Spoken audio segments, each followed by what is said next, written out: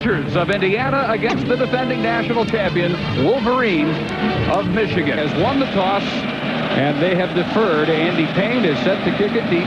Justin Fargas, the freshman, coming on a spectacular showing last week in Evanston, is back deep for the Wolverines and takes it on a hop at the goal line. Great coverage by the Hoosiers, and Michigan starts at the 7-yard line, and the Outback Steakhouse starters for the Wolverines offensively, featuring Fargas. 31 carries, 120 yards, the most carries ever by a Michigan freshman last week. Brady, much improved at quarterback. Shea, a former tight end, at fullback. Marcus Knight really coming on. 3 catches all of last year. He had 5 for 126 yards in the first game this year, and he has followed that performance up. John Jansen, by far the most experienced blocker, a Lombardi semi-finalist, alongside 4 sophomores on the front line for the Wolverines. Jansen, the only senior.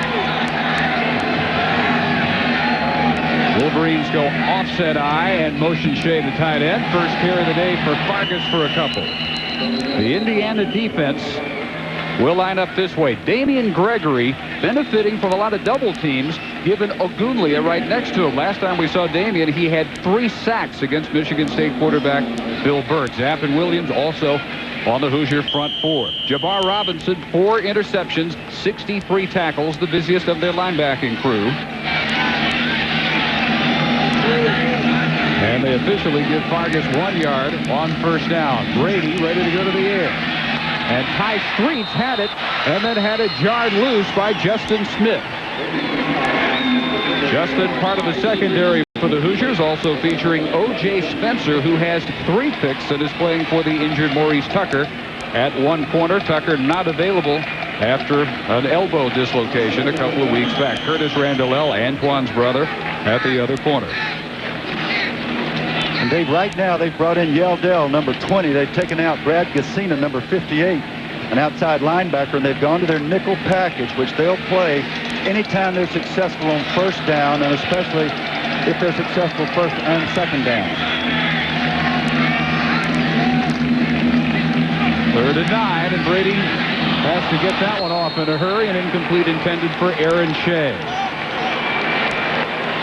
Could not ask for a better start for the Indiana defense and special teams. Jason Zapp among those bearing down on Brady. And Lloyd Carr emphasized, and this is true, field position is going to be so important in this kind of game. They gave up field position with a critical mistake on the opening kickoff by the freshman, Justin Fargas. He should have caught that ball in the air rather than let it bounce. So they're inside the 10 kicking the ball. Jason Vinson at the 42. That punt fielded. And about a 34-yard effort. Darren Graham with a short return. Great setup, though, for the Hoosier offense, featuring Frankie Franklin, who has taken over the lead back role. A couple of 100-plus yard outings already for the junior from Jacksonville. Chris Gall, a very versatile fullback next to him. Levron Williams, injured much of the year, at 28 yards per catch, will also play some tailback today. One of the most versatile weapons in the Big Ten. Craig Robine, a junior from Hardin, Illinois, the only offensive lineman with any starting experience at all before this year. But that's a much improved group, too. Hoosiers out of the eye on the first carry for Chris Gall. Maybe a couple at the 40-yard line. The Michigan defense, best in the country last year. Rob Renas, a returning starter, an academic All-Big Ten selection under bell cow up front in their 3-4. Sam Sword has really taken over the leadership role. A senior from Saginaw, their leading tackler for the 2nd straight year. Gold Hall and Rosel for the injured Copenhagen, the other backers, and Tommy Hendricks drawing rave reviews as Marcus Ray continues to serve his suspension in the secondary. Hendricks has stepped up in that role. Randall on a roll. Option keeper will lose about a yard to the 41. They had it strung out extremely well, and Eric Rosel joined Ian Gold on the stop of Randall. Eric Rosel being tested very early in his first start. The most difficult thing about Randall is to keep him in containment, meaning Keep him inside and so that you can see him. Not only does Rosal do that, but he makes the play. Good start for Eric in his first opportunity as a starter, a redshirt freshman from Liberal, Kansas. Oppenhaver out with a bruised knee from last week. Randall looking to throw. Nobody open. Keeps. Sword chasing him, has no chance of outrunning Randall to the first down marker, and he reaches the 28, a gain of 12, and an Indiana first down. Anytime you face a player like Randall and heaven knows there aren't many like him, there are two phases to his operation. Number one is the called play. This is a sprint to the right. He's looking to throw the ball. When nothing's open, off he goes into phase two, which is to improvise, and he is the master of improvisation. Linebackers are no match for his quickness and speed. Give on the delay for perhaps a yard. He in goal, quickly hopping on the ball carrier. And the numbers for Randall he is one of only 2 quarterbacks in the country to lead their team in not only passing but rushing. Maybe Steve Holly is the other. And everything they do, Dave, is designed to capitalize on his multiple talents. That last full sprint draw and the handoff to the tailback is called in hopes of getting the linebackers to overrun and letting the tailback bend it back. And officially for Franklin, no gain. So second down. Randall peeling back the other way.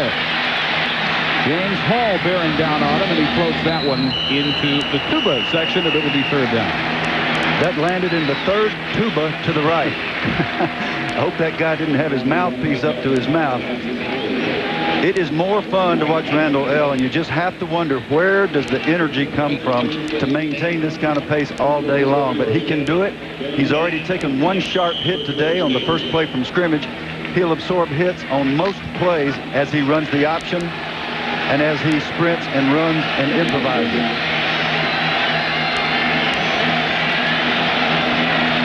Shotgun and 3 wideouts on this third down for Randall and the swing pass for Franklin. Keeps his footing at the 10 and finally at the 3. Might have gone the whole way, but he got tripped up by his own center, Chad Miller. It's 26 yards, first and goal for the Hoosiers. And a great job by number 65, Matt Snyder. And I think Matt, who's the right guard, here's the right guard, he'll slip out here on the screen as goes this way, drawing the defense with him, and then flips it back on the screen. Here comes Snyder, number 65, marvelous cut block in the open field. And they're inside the 5-yard line. All of the 2 tight ends on first and goal. Randall after the fake to call, how about a yard shy?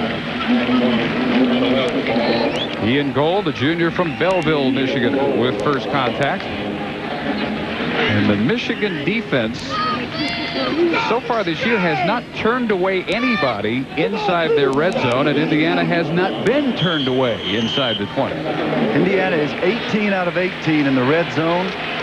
14 of those touchdowns. Remember, this drive started on the 42-yard line. The plus 42 is so much easier to score when you start on the other side of the 50 against your opponent. This time he does get the call, and the Indiana fullback waits for the indication at the goal line. And there it is, touchdown Indiana.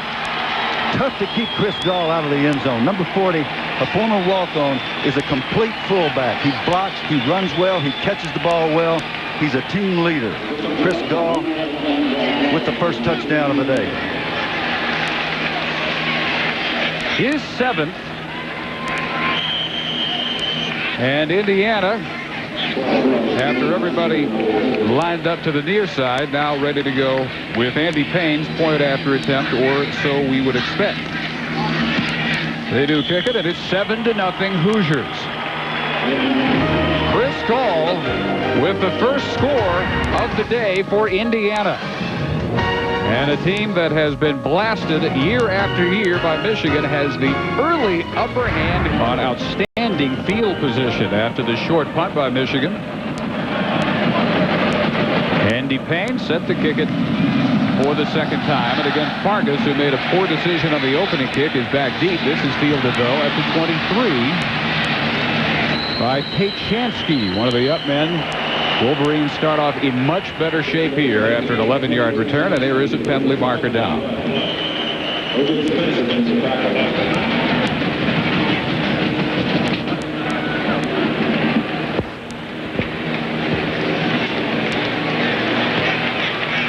That's a block below the waist in a kicking situation by the returning team. That's illegal. You must block above the waist in all kicking situations. That's been a rule for years now, put in to protect the knees of the kick coverage units. It's a good rule. Drive covers only 41 yards for Indiana, 8 plays. Randall, as usual, responsible for most of the yardage. And also, you could say, as usual, a good start for Indiana, and just the opposite has been the case most of the year for Michigan. That's right. Indiana has scored 37 points to 17 for the opposition in the first quarter this year, so they're accustomed to getting off to a big start. Michigan is not.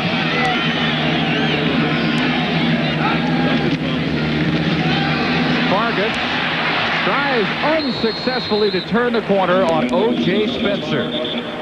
Aimed low and got him at the 21. Let's check in on Ohio State early on with Larry Beal. Yeah, Dave, it seems like the Buckeyes every week score on their first possession. Today at Northwestern, first offensive series. Michael Wiley gets to the outside, and he is gone. 28 yards, 7-0 Ohio State. Well, just amazing to see there is still some grass on that field at Northwestern. Yeah, I'm surprised they didn't have to pave it this week. Anybody that saw that thing, that was a monsoon.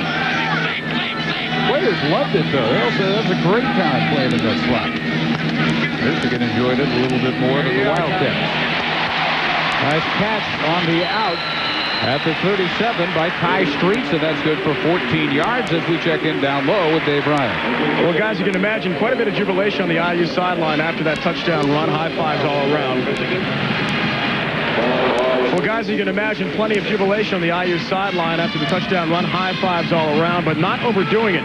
Cam Cameron told me before the game he felt well prepared for the big house crowd. He pumped in crowd noise all week long at Memorial Stadium in Bloomington. And he said, hey, 20,000 or 100,000, we've got to quiet the crowd early. They've done that today very effectively.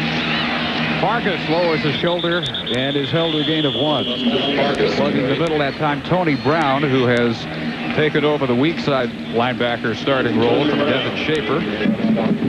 Sophomore out of Dayton. Justin Fargas is the man that Lloyd Carr has been looking for all year. He said, I've been looking for somebody to run with authority. That word recurring over and over again in Carr's reviews of his running backs this season, and he finally saw some authority last week.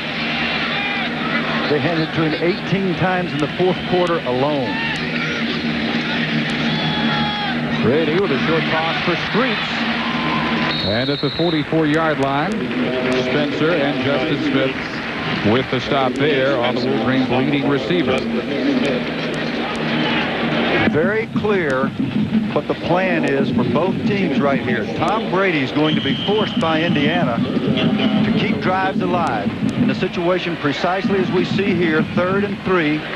This is what Indiana had hoped, although they would prefer that it be 3rd and a little more. They're going to make him make the throws because they're going to gang up on the run. That's their plan today. Brady, overthrown swing pass, and quickly it is ruled incomplete. That was close enough that you had to wait for the ruling. Fargas the intended target, and it was almost a backwards pass. Exactly. A lot of people think the term is lateral. There is no such thing as a lateral in football. There is a forward pass and a backward pass. Had that been ruled a backward pass and had it stayed in bounds, it could have been advanced by the defense for the first time this year. That's a rule change. That's a difficult pass. Brady's going to have to connect on those to keep drives alive. Indiana's betting that he can't do it consistently. Vincent with a kick to Darren Graham. And the elusive Graham runs off a long way for a 2-yard return of a 35-yard kick. 7-0 Indiana. We are midway first quarter at the Big House. Quarters without allowing a touchdown. They didn't last very long today. 7-0 Hoosiers, and they take over for the second time at their 23.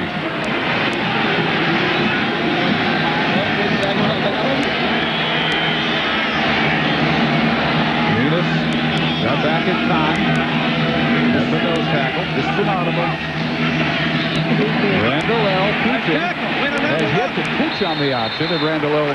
gouges out maybe one.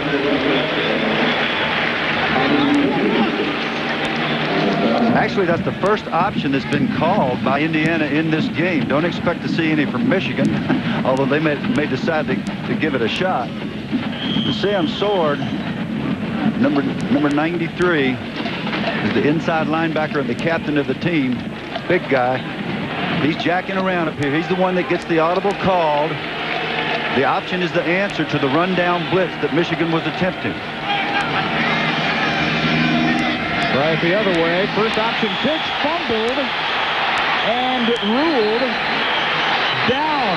The official ruling the ball dead before Hendricks picked it up for Michigan.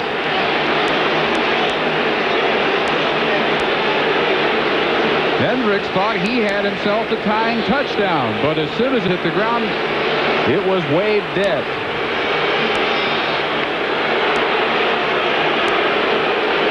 The only thing that makes sense here is that this is ruled a forward pass. Clearly, that's what the official said. It looks like a backward pass to me. Remember, there's no such thing as a lateral. It's either a backward pass or a forward pass. If it were a backward pass, then it was a live ball. The officials ruled it a forward pass. They were right on the scene. Everybody will have to live with their decision. Great drop back this time, and a delivery over the middle, juggled and intercepted by William Peterson. Tyrone Browning had it. The other number 23 ends up with it. He coughs it up, and at the 22, it's Indiana's ball again. And the net effect of all that juggling and kicking around is a first down for Indiana. And look who ends up with it. Browning, the intended receiver who lost it to begin with. Now that's hustle. You gotta take your hat off to Browning, who's running a deep dig pattern all the way across. He should have made that catch easily. He normally does. The ball's intercepted but not secured. Kind of the story of Michigan football this year. An opportunity for a big play and great field position. The ball's coughed up. Browning, running for his life, comes back and gets the ball. I doubt he would have wanted to go to the sidelines had he not come up with it. So a new possession right about where they were to begin with at the 20. Driscoll off tackle. That was Peterson's second interception of the year. His first one he ran back for a touchdown, 51 yards. He is starting for the injured James Whitley. Anytime you win a championship, as Michigan did last year, the one thing that you do is you do not self-destruct. This year in Michigan's losses, they have found ways to hurt themselves with penalties, turnovers, mistakes, very much like the one we just saw.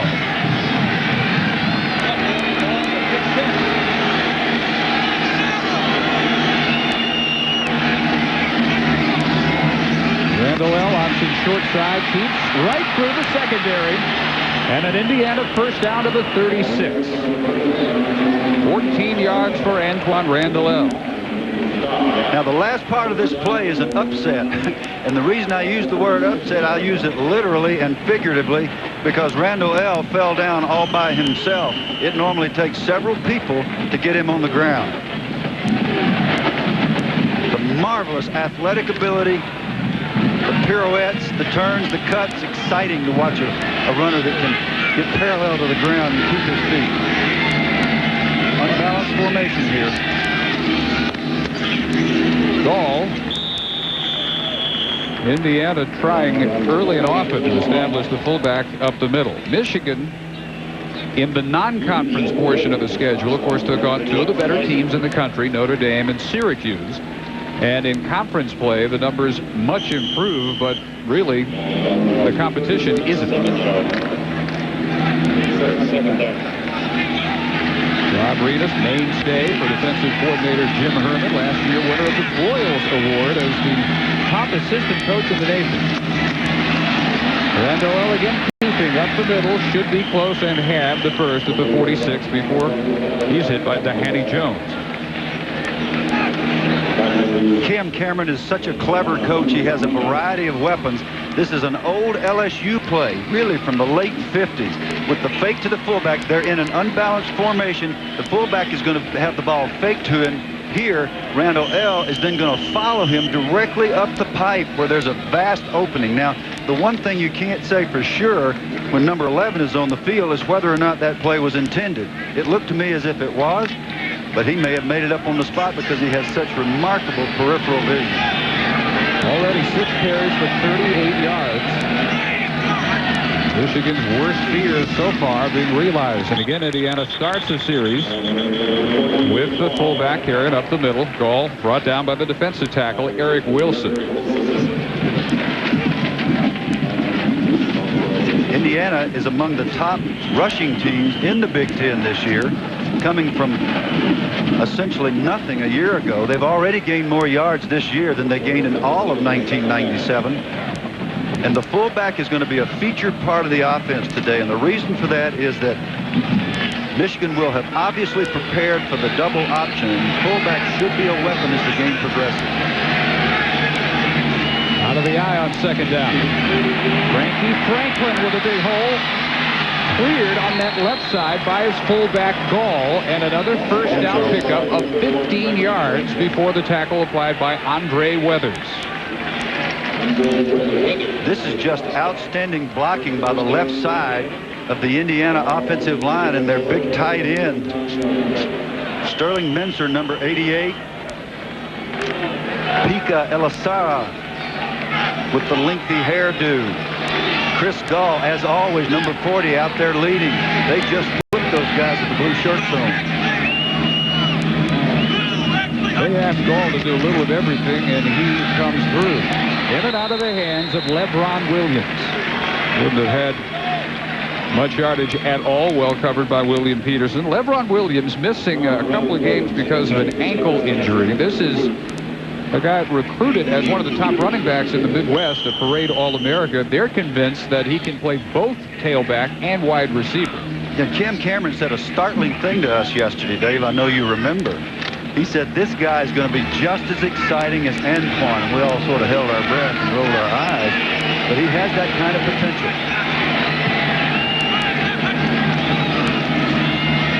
Randall tried the middle that time, and it was plugged. And quickly, Reedus and Ian Gold made sure of it. Let's look at the remainder of our Saturday game schedule at 6 p.m. Eastern, 3 Pacific on ESPN2. Number 24, Mississippi State heads to Baton Rouge to take on struggling LSU. Huge game for the Bayou Bengals. They try and stop a 3-game losing streak. Bulldogs look to remain on top in the SEC West. 7 p.m. Eastern, 4 Pacific on ESPN. A huge battle in the ACC as number 6 Florida State visits number 19 Georgia Tech. All today on ESPN and ESPN2. Your Saturday showcase for the best in college football. 3rd and 12. That is a backwards pass. O.J. Connor can throw it, and he has hooked up the 4 with Randall L. This time Michigan is ready for it, and Danny Jones had him tracked down. What a marvelous play by Jones. Jones is a brilliant student. He intends to be a physician. He's just gotten back off an injury, and that is so hard to do, to hem that guy up in the open field. And believe me, that's the first really big play of the game by this outstanding Michigan defense. It seemed as if they were back on their heels a little bit.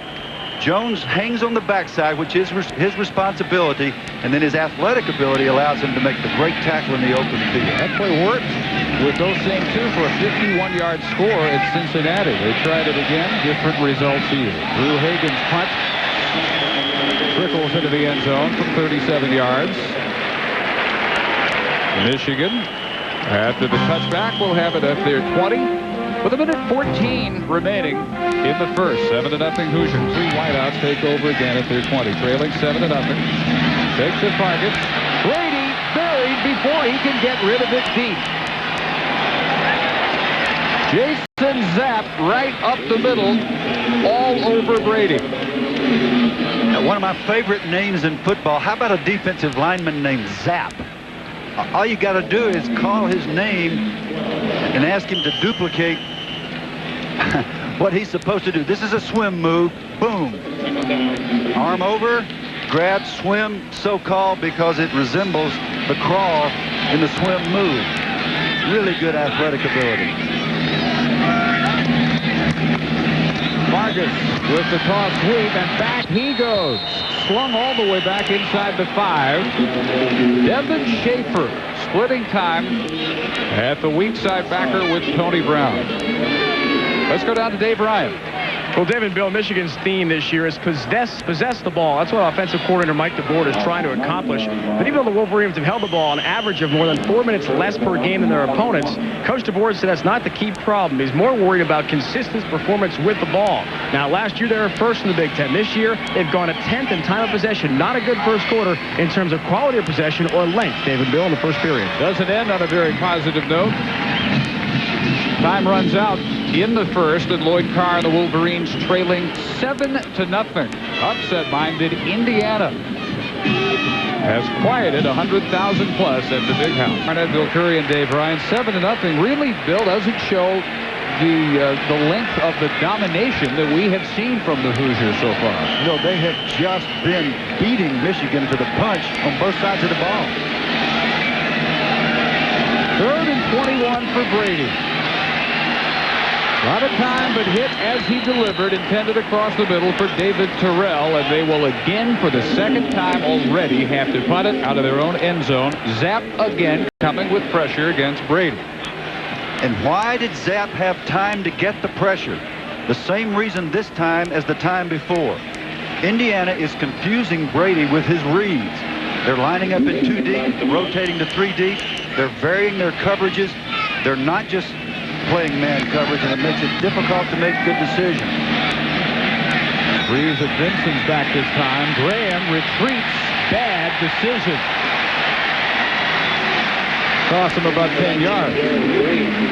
42-yard kick by Jason Vinson.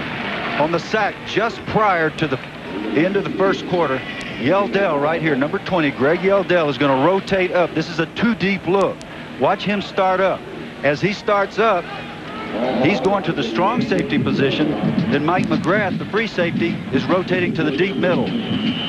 Brady does not make the adjustment, holds the ball, which gives his rushers, in this case Jason Zapp, number 68, plenty of time to get in there and hit him in the numbers.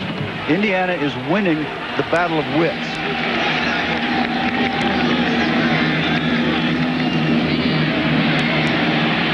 Trying the left side this time without much room at all. Over there is Franklin, strung out by Tommy Hendricks from strong safety. Let's see what Tim Couch is up to today, Larry Beal. The 1 on the sweep, 2nd down and 9 from the 44. And Randall lets it go. The out route incomplete. In front of the Michigan bench, intended for Tyrone Browning, covered pretty well by Andre Weathers. Dave, that was covered very well. It was a poor decision by Randall L. He's still a freshman. The thing that's difficult to remember here, he's been playing all year. He's played long enough that he seems like he ought to be about a junior now. I'll guarantee you everybody in the Big Ten, other than Indiana people, wish he were a junior. He's still a freshman. He threw that into double coverage. 265 total yards per game, leads all freshmen in Division 1A. Play action, and caught across midfield, rolling all the way to the 46, is Gall, and hit there by Tommy Hendricks.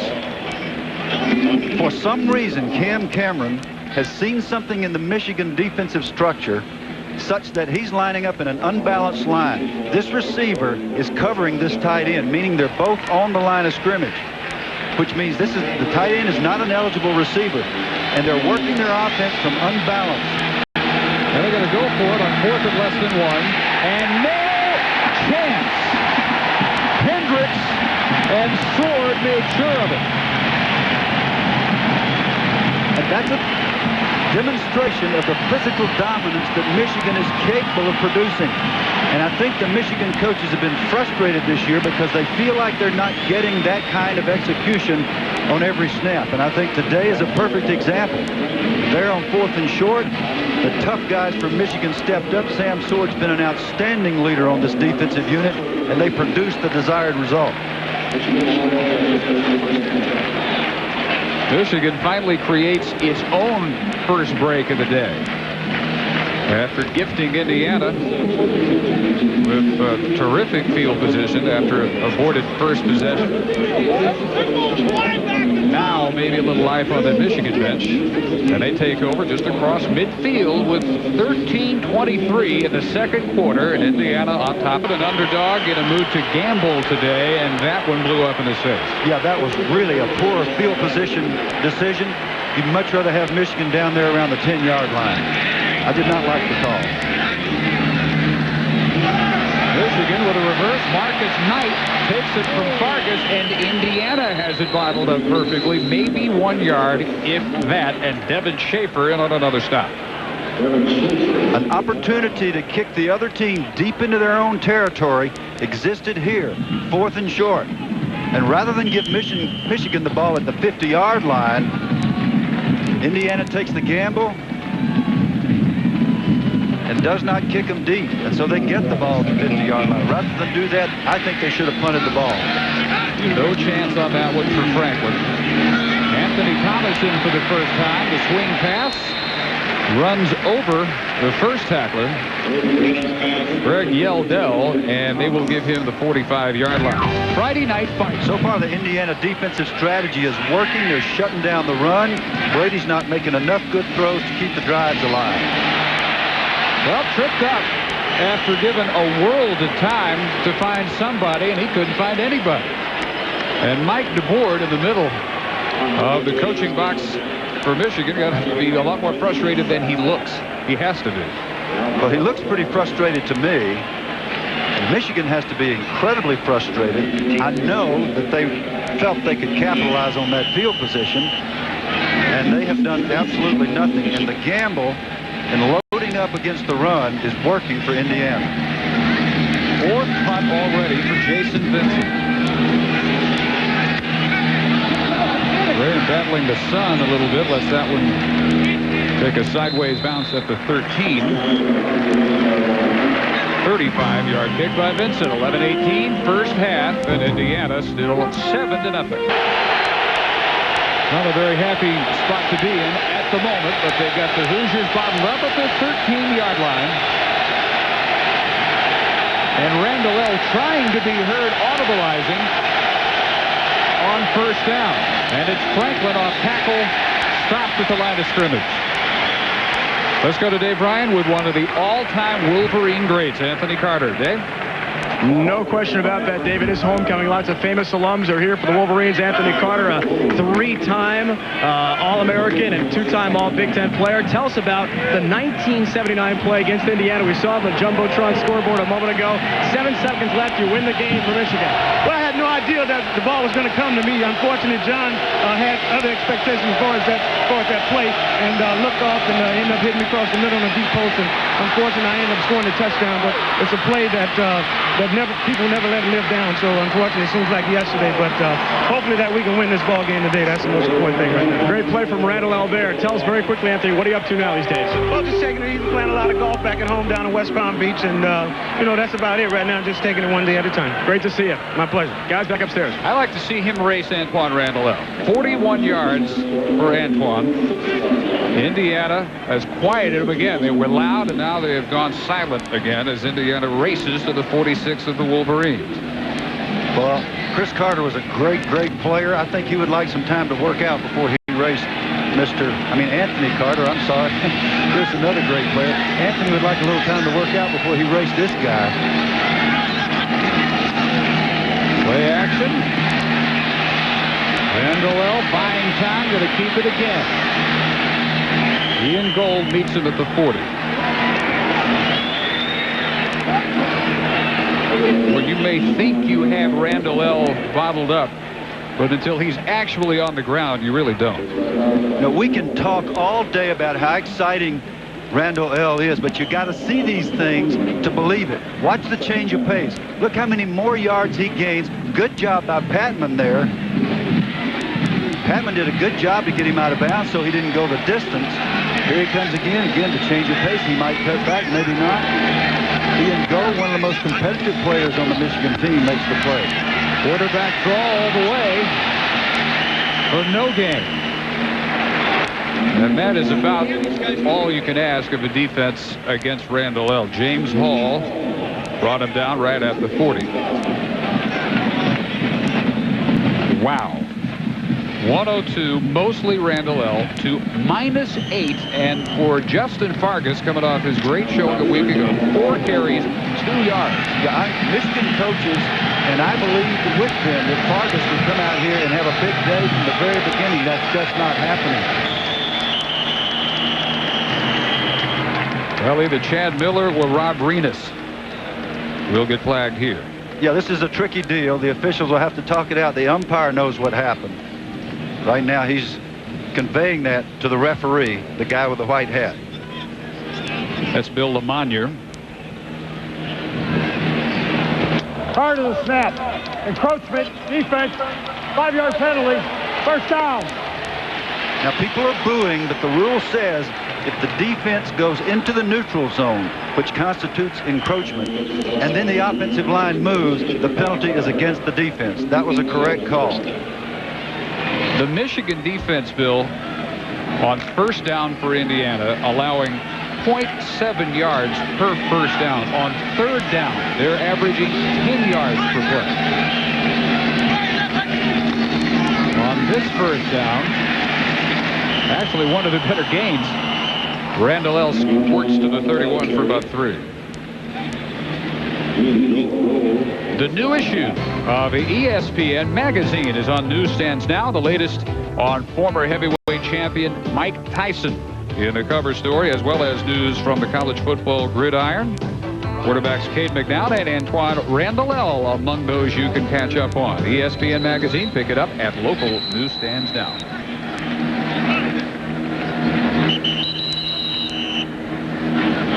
Indiana continuing to operate mostly out of an unbalanced formation. And again, they know something about Michigan's defensive alignment against an unbalanced. They've got a strong side attack to the long side. Let's listen to the official. Clock showing 8:51, and they add 6 seconds.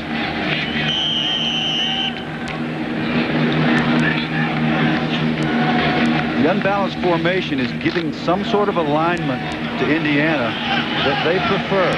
They've got a short side attack, a long side attack. Here's 2 tight ends. Randall L. thrown it back and almost intercepted. Intended for Brian Bobay and broken up by Andre Weathers. They are playing Bobay, normally a defensive end, as an extra tight end today. They actually try and include him in the passing attack here. Yeah, I don't believe I'd throw a defensive end a risky pass like that. Great play by Andre Weathers. What normally happens, people get preoccupied with Randall L.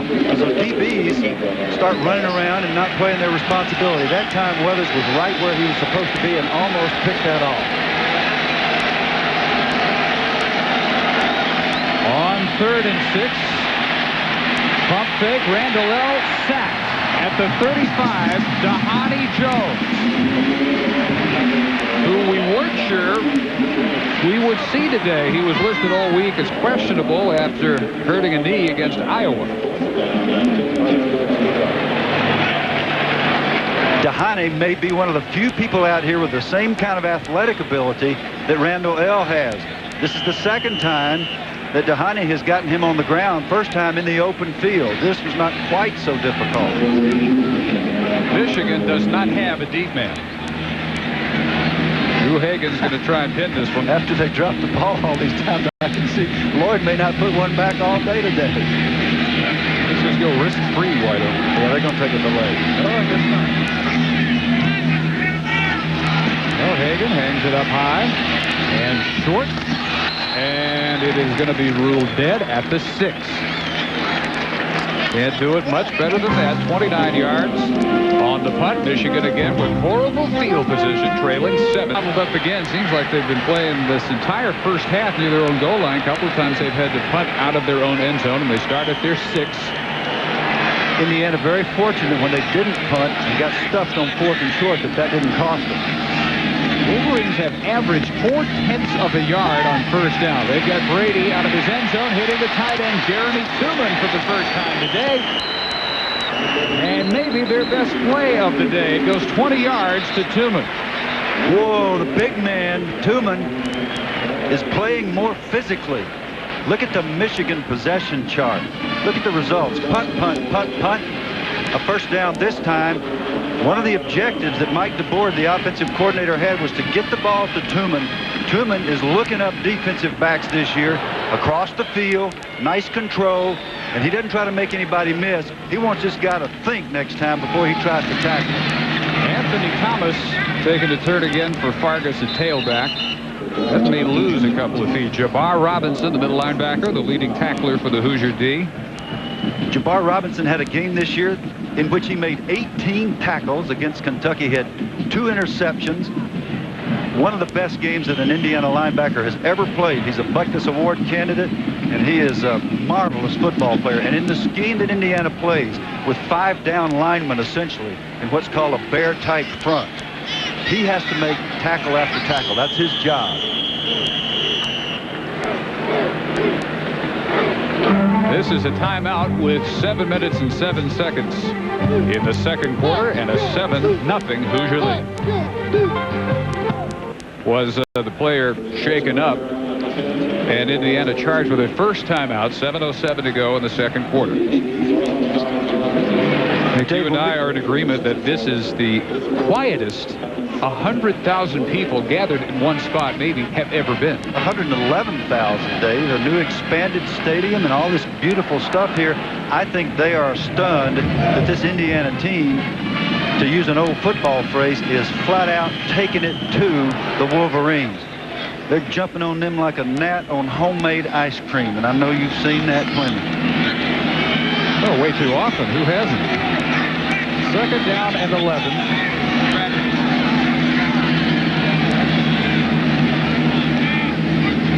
Brady out of the gun for Ty Streets, and incomplete. Brady 4 out of 9, 2 of those catches by Streets. Let's go down again to Dave Ryan. Isaiah Thomas. Michigan has yet to pick up a first down on third down. They do here. It is Diallo Johnson crossing over for 28 yards all the way to the Hoosier 47. One of the things we said all day is that Tom Brady must be consistent in his reads, set up and throw on rhythm. He does that for the second time in a row. Here's Diallo coming across the middle. It's a long developing play, a dig pattern so-called because it's a deep inside route, D-I-G. Nice throw and catch. Tom Brady's going to have to be able to do that consistently to score points in this game. Brady, this series finally started to get the passing game clicking. Anthony Thomas listed most of the week as questionable with a foot problem, but coaches said he had his best week of practice yet, maybe because he is in danger of losing that starting job. He has been their leading rusher all year, but Fargus really raised so many eyebrows last week that Thomas, who was the freshman of the year in the Big Ten last year, had really this week taken a back seat. It's amazing how motivated folks can get when it looks like they're going to be on the pines. I would call it the Fargus factor. All the backs ran really hard in practice this week because they're not going to get to play unless they do. Thomas again, nice big hole off right tackle, and he dives for the first of the 35.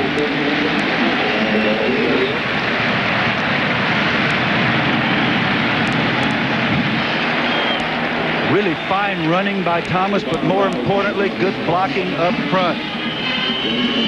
Shea, number 36, comes in motion here. He's going to lead right back over here and really doesn't have anybody to hit for 5 or 6 yards. Thomas follows him perfectly, and a first down. Thomas is a nice change of pace for Fargus, who's a quick guy. Thomas, big and fast. So the high hand again tried, and a nice cutback maneuver that time. And again the dive for an extra couple of yards. Dive on the last play was the difference in getting the first game plan and have access to all four. Anthony Thomas wide this time. And a flag for a late hit over there by the Indiana bench. Jabbar Robinson following Thomas a little too far off the field of play. Coach Cameron offering some expert assistance to the official who really doesn't feel like he needs it.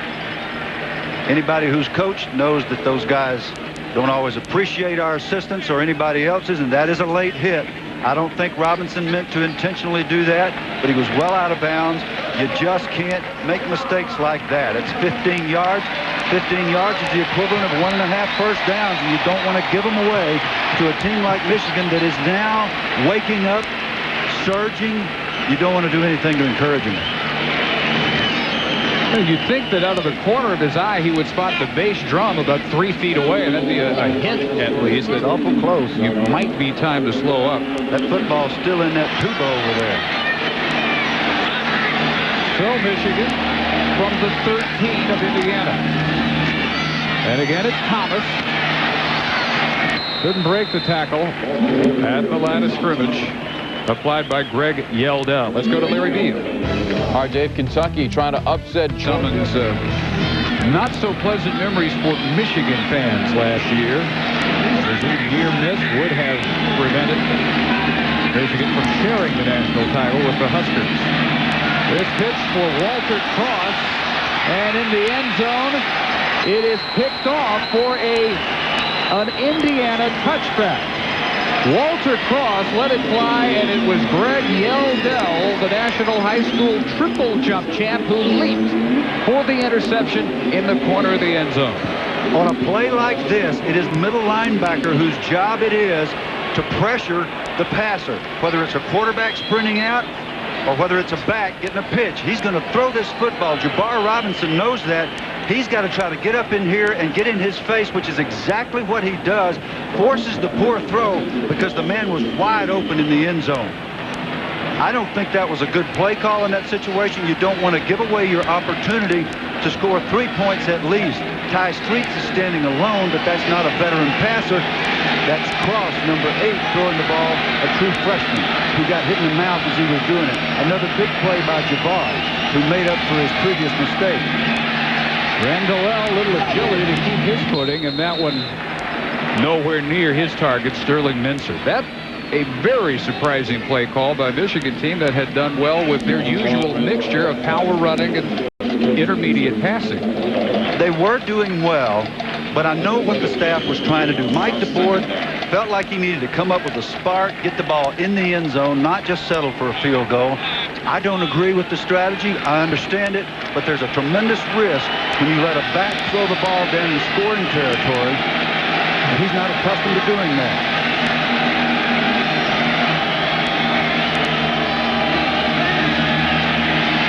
Randall settling short this time and knocked out after a gain of about 6 or so was Chris Gall, hit there by Andre Weathers. Great target. Gall, who caught 54 passes last year to lead all the Hoosier receivers.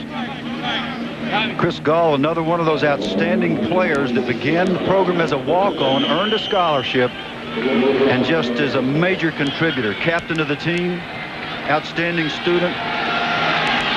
He'll be a very good financier. Right now, he's a very good football player. Michigan bothered by the fullback against the other 2 option opponents this season, Notre Dame and Syracuse. On 3rd and 4, Randall can't get away from the safety blitz. Tommy Hendricks. That's the kind of thing that Randall should recognize. Hendricks was up on the line of scrimmage. He was coming all the way. The play had no chance. The young quarterback will be able to recognize that in the future and he'll be able to get out of this play. But he's sprinting right into nothing but trouble. They got too many people. A nice play by Hendricks to get the elusive quarterback on the ground. Hendricks, a junior from Houston, who Cam Cameron recruited when he was on the Michigan staff, going all the way back to 8th grade. Cameron says this is the best safety in the country. Timeout. Well, the Michigan defense stands up and forces a 3-and-out. Marcus Knight is deep, waiting for Drew Hagen's punt.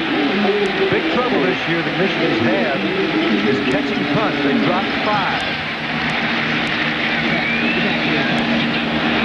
On a hop this time for Knight. Squirts away. Marcus Knight got about an extra 10 yards out of that. And let's check in with Larry Beal on what's ahead. Michigan with 3:20 to go.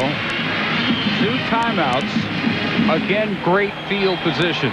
But they coughed it up last time on the ill-fated halfback option pass by Walter Cross. See if they stay conservative this time. So far, Fargus off tackle. This is amazing. They couldn't get Fargus on the ground in the mud at Northwestern. A one-handed tackle with an ankle tackle like that would have never gotten him on the ground a week ago in all that monsoon weather. I am shocked to see him go down here. I think he may be nicked. Yeah, he's limping off the field. Fargus is not full speed because he's a rocket when he's operating at full capacity. You know, the other thing is, you'd think after last week he grew up playing every week in slop. Hardly the case. He's from Encino, California.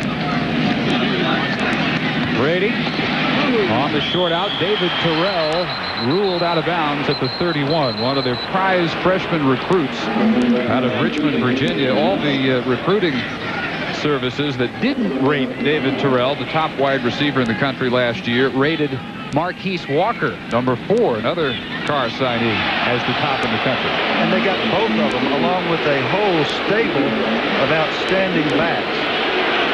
It really was one of the more outstanding recruiting classes in the country. And 9 of those true freshmen have already played, as we mentioned. We should say, too, that Knight made a terrific play on the punt just a moment ago. 4 wides, 3rd and 2. Brady with some time. Caught. Inside the 20 goes Ty Streets. Again today, the favorite target of Tom Brady. Curtis Randall brought him down, but not before he had another Michigan first down. And Tom Brady must do this all day long. He sets up and throws on rhythm with authority. 1, 2, 3, 4, 5, set, throw. You can't rush a guy that's doing that. He threw it on the break. Ty Streets right where he's supposed to be. Brady surveying a lot of options. Terrell stepping out of the tackle, and then is he ever buried. And that play would have been more successful had he thrown it on rhythm. He's a little hesitant. I haven't seen him like this in the last couple of games. He's holding the ball a split second longer than he should. When they go in at the halftime, one of the adjustments they'll make with Tom is, look, Tom, believe what you see, cut loose with the ball. I think he's been a little intimidated by some of the interceptions he's suffered, and he's waiting just a shade long, about half the time now. Big hit by Devin Schaefer after a gain of 7. Anthony Thomas trying to get wide. Undercut, dives again. Then his favorite maneuver today, reaches the 11. O.J. Spencer, the cornerback, with the contact there. They need the 9-yard line. This will be 3rd and 2. The tackling of the Indiana secondary has been outstanding today. Randall L., McGrath, Justin Smith, O.J. Spencer, Greg Yeldell, who comes in the nickel package. They have gotten people on the ground consistently when they have gotten into the secondary. Well, I can't say that I was shocked because I understand the politics of football in that state, and they will not tolerate a losing streak. Knight in motion, 3rd and 2. Anthony Thomas powers to the 2. 1st and goal, Michigan. And that's what Lloyd Carr's been looking for from the A-Train. The A-Train has not resembled himself in recent weeks, but I think he got the message when the young freshman got the ball last week so many times in the 4th quarter. Great job up front by everybody, and the A-Train is on the track. 2 tight ends. Thomas again with a leap for a touchdown.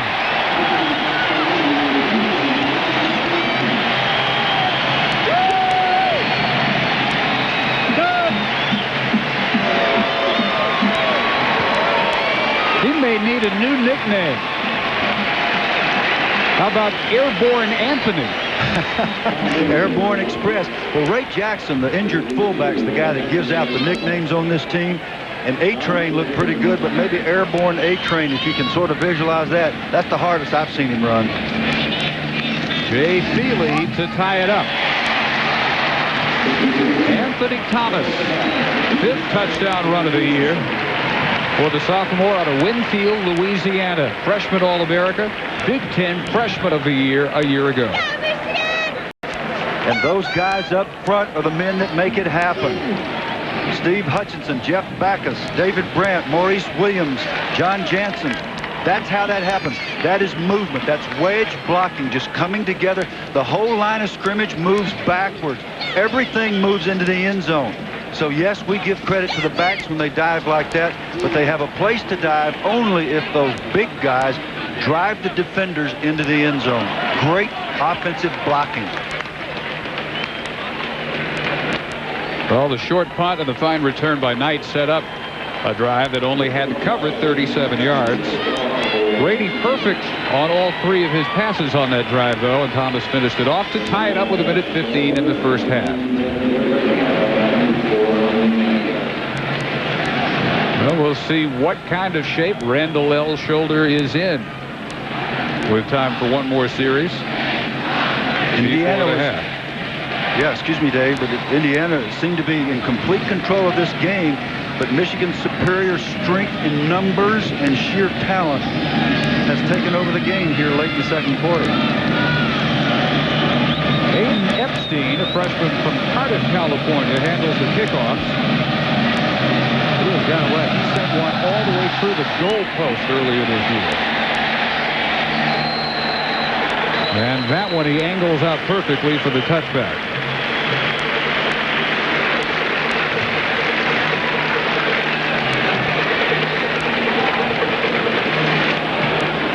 Well, tonight on ESPN, it's a showdown. Got to watch those Yellow Jackets. They are. Your heart beats faster every time I say Georgia Tech. That will be show tonight. Prime time from the 20. Randall L. And they give to the fullback call. They had 2 more timeouts. They may be content to run out this final minute. One of the really important ingredients in defending the option, which Michigan has done reasonably well today, is to hit that fullback. When the ball is coming near the fullback, someone is assigned the fullback. Someone else is assigned the quarterback, and another player is assigned to the pitch. Michigan practiced it very hard, got a great picture out of Julius Curry, a redshirt freshman who simulated Randall L. They're going to run the clock out.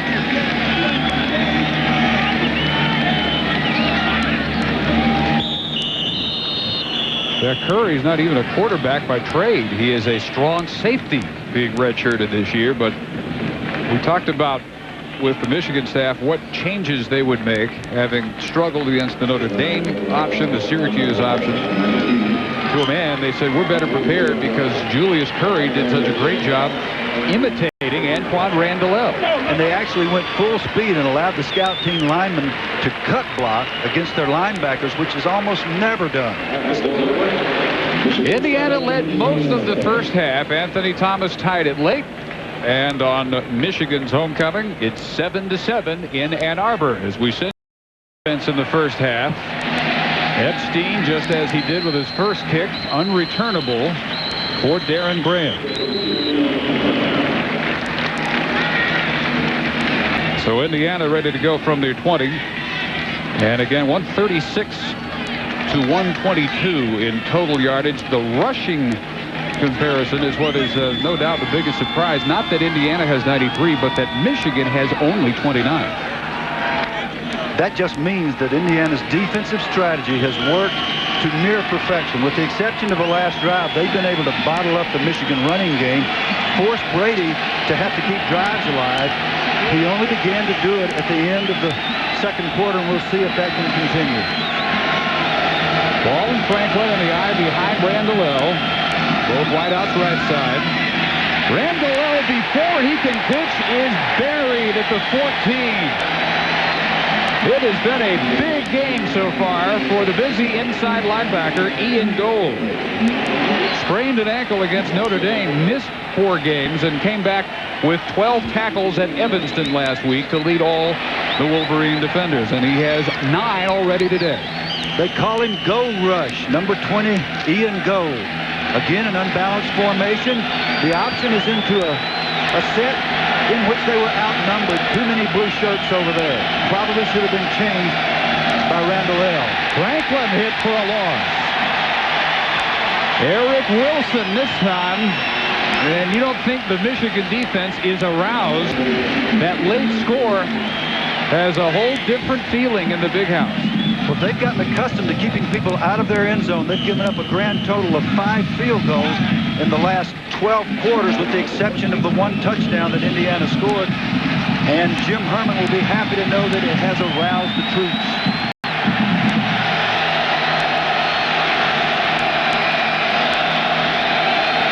Tough to be heard over this bunch. Randall L. with the audible. And the option, keep line of scrimmage, maybe 1, that's it. Quick 3 and out turned in by the Michigan defense, and another stop by Gold. This is a different Michigan team. Look at them come off the field.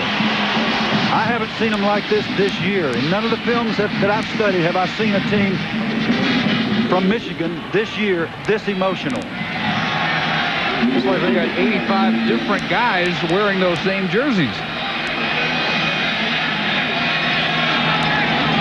A complete personality transplant at halftime. Marcus Knight, right about where he started the late second quarter return, and they'll set up at the 43. Only a 32-yarder by Hagan, and Gall made the special teams tackle.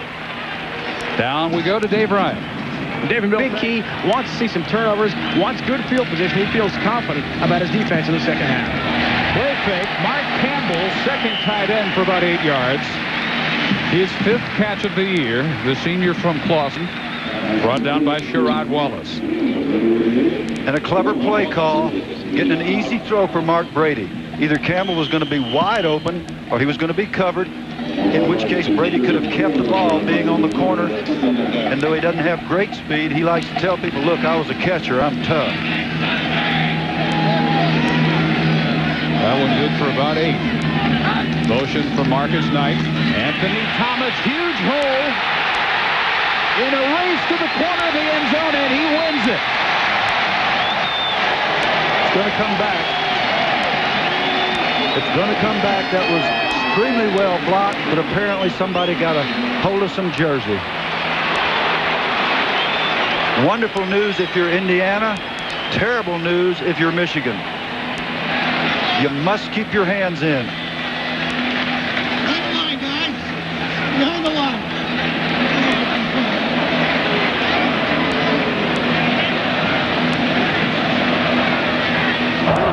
Holding on the offense. 10-yard penalty. Spot of the foul. Still second down. Very unsettling for the coaching staff. We'll see if we can pick up which linemen got their hands. Jeff Backus, number 79, the left tackle, wrapped up his man, bulldogged him to the ground. So what we've got now is a long, long way to go to make that back up. To be exact, back to the 43. 2nd and 11. Aaron Shea, not a whole lot after the catch quickly hit low by Justin Smith, the strong safety. Aaron Shea's had a very good year, number 36, moved from tight end back to fullback. And he's been dubbed by Ray Jackson, the nickname guy, Moose. Moose, after the great fullback Johnston for the Cowboys. What's his first name? Darryl Johnston. Moose Johnson. Darryl Moose Johnston. That's right. Okay. That's the guy. Well, here's the Moose for Michigan, 36. And another 11 needed on this 3rd down. Drop, a lot of time. Flutter ball over the middle is intercepted. At the 16-yard line, Indiana with another pick. Greg Yeldell, number 20, who's the national long jump, triple jump record holder for high school triple jumps, picks off a very poor throw. And one of the things that Tom Brady told us yesterday is that I must eliminate the throws that do not give my receivers a chance. He holds the ball much too long, gives away his throw right into the zone coverage. The defensive backs are reading his eyes. Interception. Second of the day by Greg Yeldell. Tom Brady left to wonder what happened there. The momentum swings. Michigan thinks it has an Anthony Thomas touchdown. It's called back, and it's followed up by an interception. Second of the day by Greg Yeldell. Randall from his 16 on a roll, hurried. And that one is intercepted out of bounds by Andre Weathers.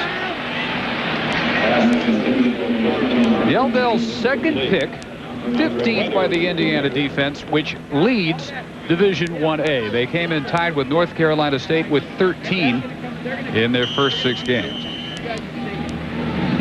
Wisconsin with one more game, one more pick. They were first in total interceptions. The picks per game, it was Indiana and the Wolfpack. 3 wides. O.J. Connor inserted. Randall can't get away again. James Hall this time.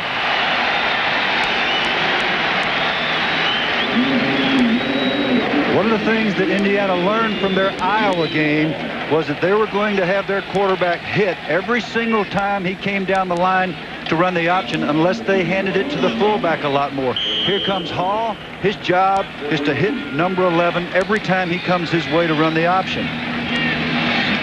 Now, Coach Cameron knows that Randall should not have to sustain that kind of physical beating, and so he's had to change his strategy just a bit, and that's why you've seen the fullback with the ball so much.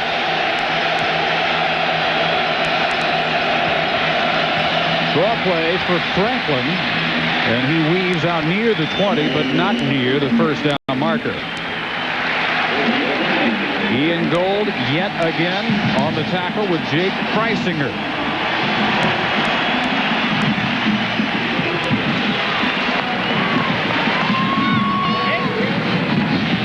Unofficially, David, we've got Ian Gold with 12 tackles in this game already. That sounds about right. Coach Herman says he is the most competitive guy that we've ever coached. That is a tall statement. So the only more competitive human being he's ever been around is Lloyd Carr, his boss. Good answer. Marcus Knight continues to give the Michigan offense great field position. Again, they start from inside the Indiana 45. Short kick, just 29 yards by Higgins. Michigan in Big Ten play in the second half has not allowed a point, and only about 70 yards per half in those 3 second halves. And when you look at this team in the locker room, or if you just see them walking around in street clothes, these men are in shape. There's not a fat guy on this team. Obviously, that is not permitted here. That's why they play so well in the second half.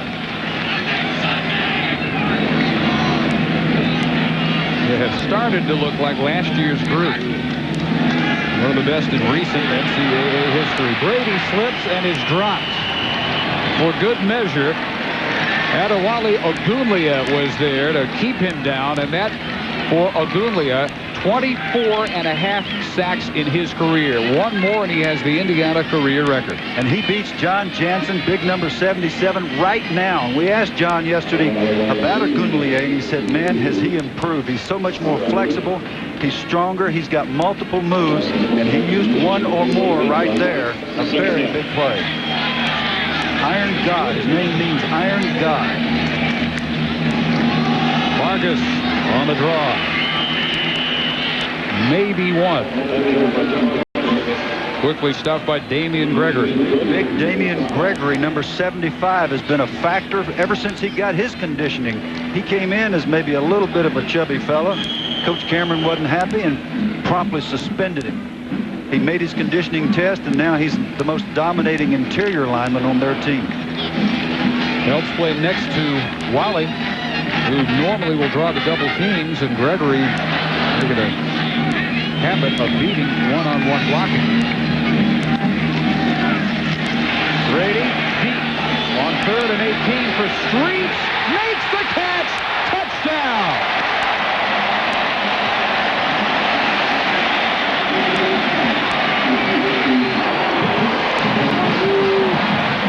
O.J. Spencer stopped to look back for the ball. He was stride for stride with Streets, but it was a fatal mistake, and it goes 51 yards for the go-ahead touchdown for Michigan.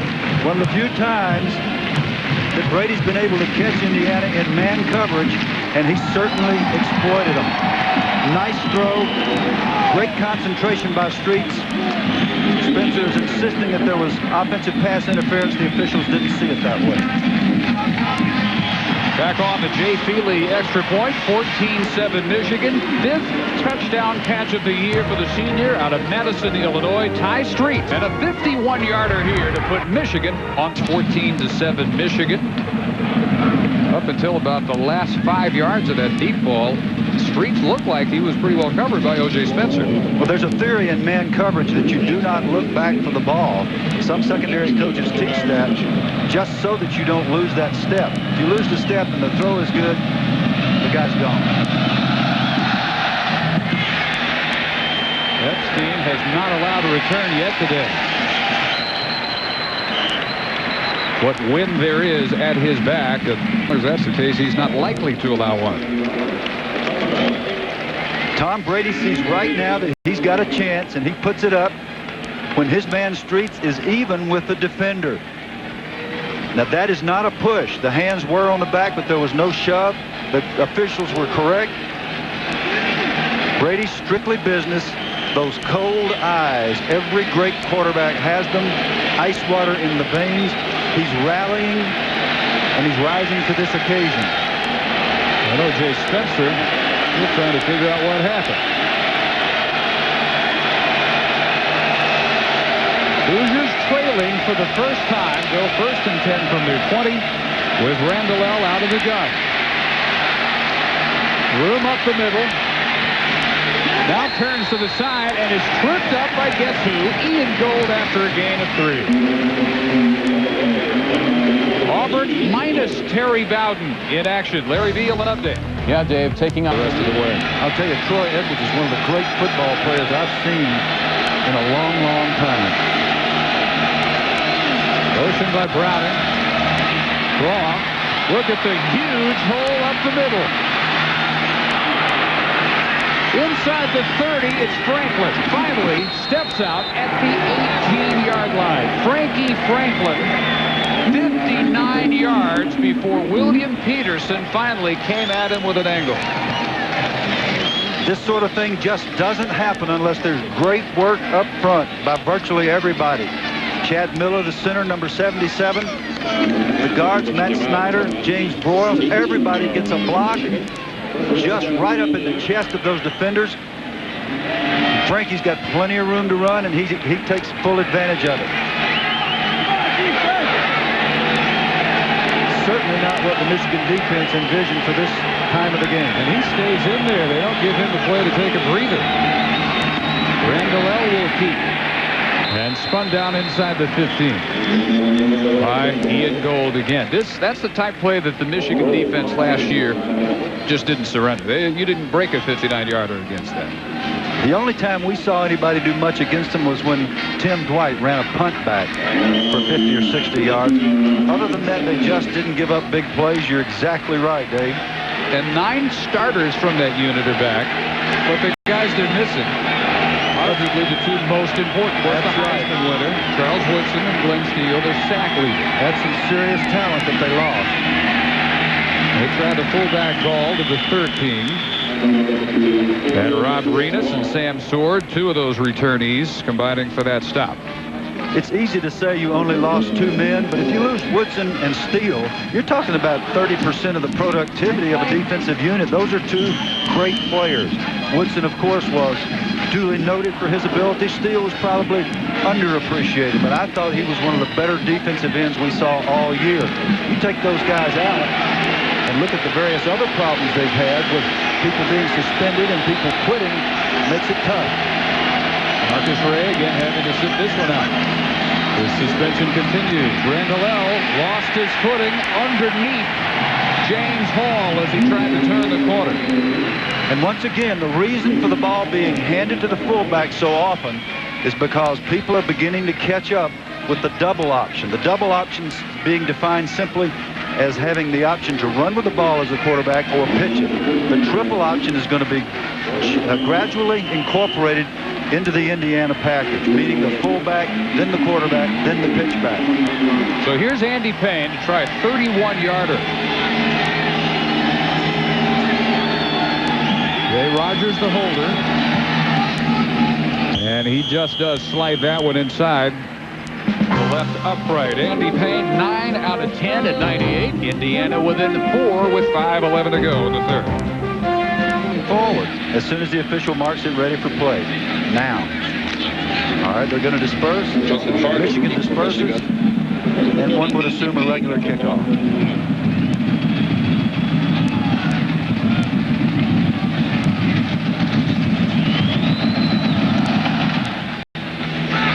Yep, all that for a plain vanilla kick. Justin Fargas returns it to the 22, and a flag comes flying from about 15 yards behind the play. Fargas returned at 17, and Bill Lamonier, our referee, will let us know what has been spotted, and it is an illegal block against Michigan. A push in the back above the waist on a kick return. Tonight on ESPN, a showdown for first. You're hard to skip the beat. I spent a lot of days right there. A lot of wonderful days. Anthony Thomas, who got the first Wolverine score to the 19. Updating North Carolina, Larry Beal. Yeah, Dave, you're watching Antoine The Randall. top basketball recruit in the country last year. Oscar Davenport hurt. Ronald Curry stepping in at quarterback. Second down and 3. And it is Thomas squeezing through. Well, the first contact only begins to tell the story for Thomas. He has gotten yards after contact just about every carry. Dave Ryan? Well, Dave, this is Indiana coach Cam Cameron's first game back at Michigan Stadium since he was an assistant coach here for a 10-year span ending in 1993. He says his top memory as a Michigan assistant, the 1991 Desmond Howard full extension touchdown grab against Notre Dame to beat the Irish on a 4th down play. But as a Hoosier player, grim memories, Dave and Bill. It lingers. The 1979 Anthony Carter touchdown catch, 7 seconds left. He even remembers the defense. It was a 2 cover on that play. They couldn't stop it. Brady, what a grab! And now ruled incomplete. David Terrell lost his footing right as he turned back for that ball, and for a long second or two, it appeared he still made the catch, but he couldn't bring it in. Well, he's a marvelous athlete. He lost his footing and actually rolled his ankle. He actually injured himself on the play. But getting back to the thing we've talked about all day, Brady throwing on rhythm. The ball is thrown behind him. Not a good throw. He tried to shift gears, get back to catch the ball, but lost his footing. Fumble snap, but whistles and flags before the snap. Brady had come up with his own fumble. Whistles and flags before the snap.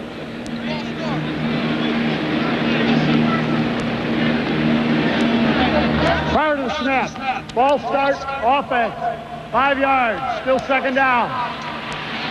Boyd Carr has repeated over and over again this year, we haven't played a complete game. We are our own worst enemies with turnovers and penalties. They had 12 of those at Iowa. 12 penalties at Iowa, and a number of them were movement in the offensive line, and here we are again. Now, they erased the problem at Northwestern last week in very difficult conditions. 12 penalties and 5 turnovers at Iowa, and much better last week. 5 penalties, only 2 turnovers. Their 5th penalty today. Indiana has been almost penalty-free. So from the 19, second, 15. High snap handled by Brady. Great stretching catch by Marcus Knight, who is ruled dead before the fumble. Brady's doing a better job of throwing on rhythm, but his accuracy is not what it could be. The previous throw was behind Terrell. This one was well out in front of Knight, who made a nice catch.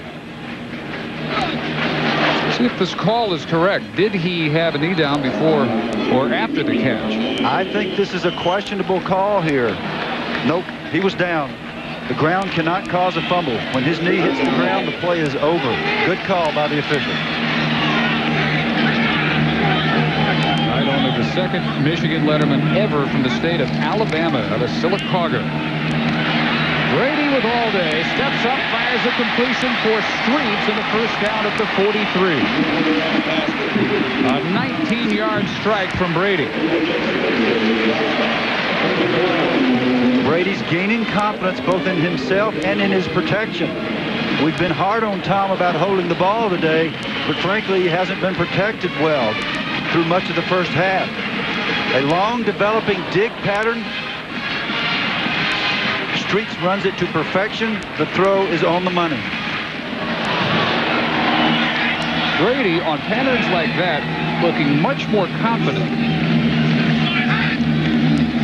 Coming at him with a safety blitz that time. Anthony Thomas is tripped up, gets about 3 yards. That time they had Justin Smith from strong safety springing around the right corner. Devin Schaefer, the weak side backer, made the tackle.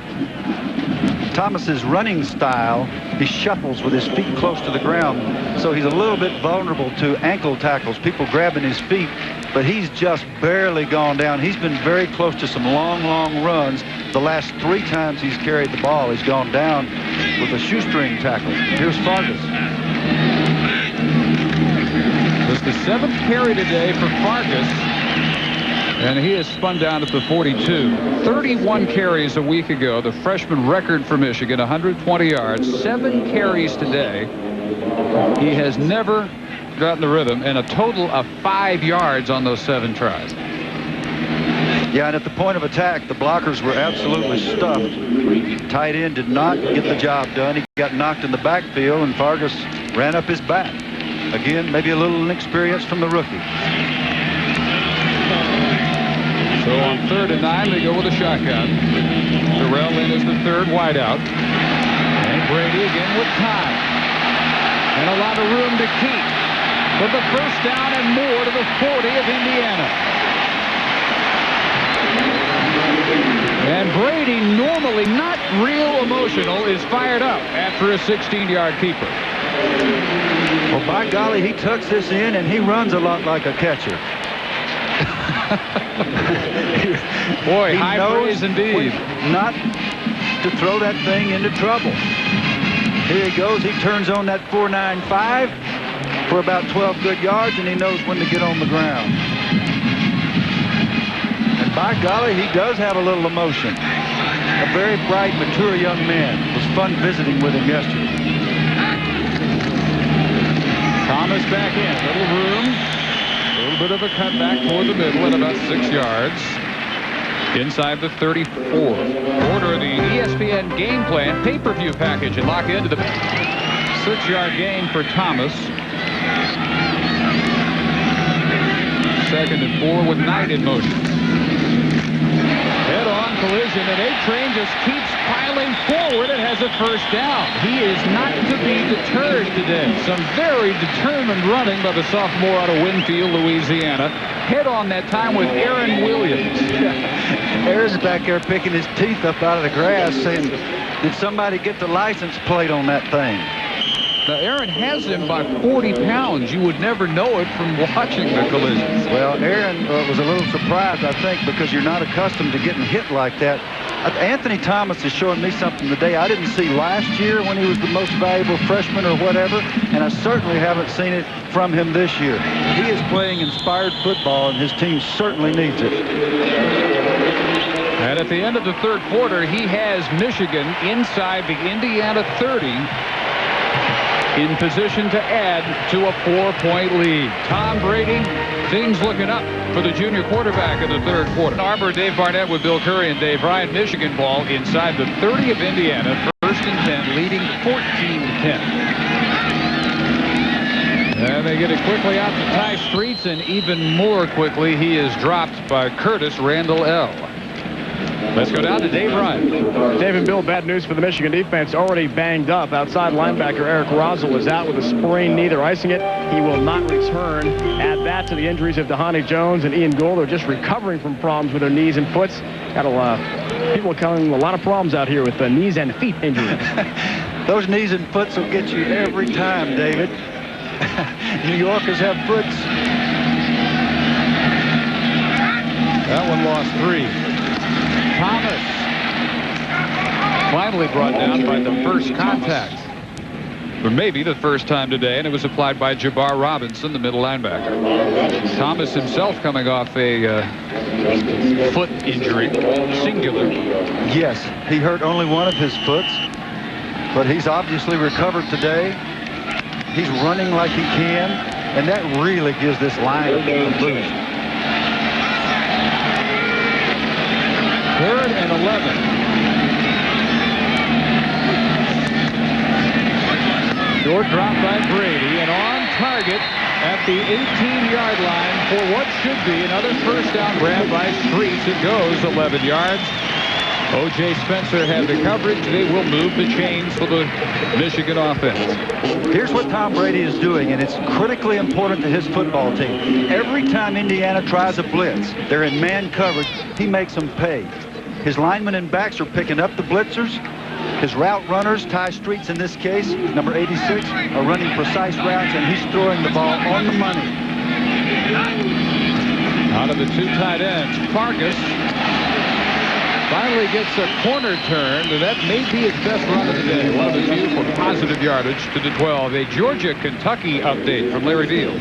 Yeah, Dave, cats and dogs fighting it out. Maybe if Missouri doesn't get one of those drop kick touchdowns, they got a chance of that. In Lincoln today. That's just unbelievable. Here we are, Mark Campbell, a veteran player, a good player, moves before the ball is snapped. He's at home. There's not noise. There's no excuse. Prior to the snap, ball start, offense, 5-yard penalty. Still second down. Way too many of those again. 6 today. And it was a senior, Mark Campbell. Well, I'm going to tell you what Lloyd, we used to say about Lombardi, does he have ulcers? And they said, no, but he's a carrier. Lloyd's going to start being a carrier of ulcers for those old linemen that jump.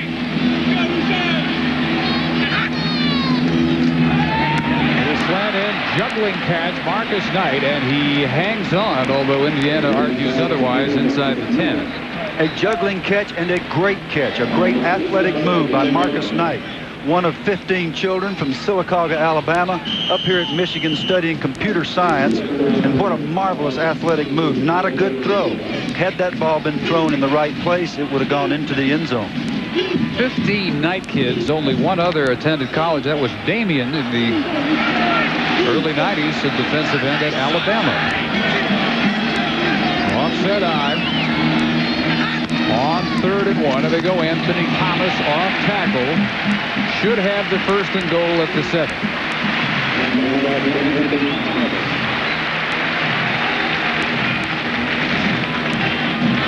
And the Michigan offensive line, including the tight ends, Jeremy Tooman, number 80 right here, coming off against Agunlia, doesn't fare very well. Fortunately, the ball was going back inside. Jeremy's going to have to get his pads down because the big Adewale whooped him right there. Vargas is back in as the setback. Movement right side for Indiana, left side for Michigan. It was either Jeremy Tooman or the man directly across from him.